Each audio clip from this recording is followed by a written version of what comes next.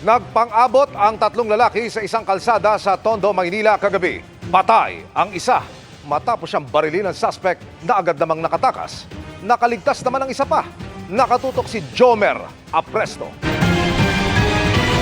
Kuha ito sa bahagi ng Masinop Street sa Tondo, Maynila pasado alas 10 kagabi. Kita ang lalaking nakaputi na bumaba ng tricycle. Pero tila na pabalik siya nang makita ang isang lalaking naka-green. Maya-maya, bumaba naman ng tricycle ang isa pang lalaking nakaputi. Lumayo ang dalawa pero sinundan pa rin sila ng lalaking naka-green. Ang sumunod na eksena, sinuntok na ng isang lalaki ang naka-green na lalaki. Gumanti naman ang lalaking naka-green at binaril ang isa sa kanila bago tumakas. Ligtas naman ang isa pang lalaki. Kumakain po kami dyan, tapos po tumatakbo yung lalaking binaril. Tapos bigla po siyang natumba dahil po pinutukan po siya ng isa. Tinamaan daw sa kanyang pisngi ang biktima. Naisugod pa siya sa ospital pero binawian din ang buhay.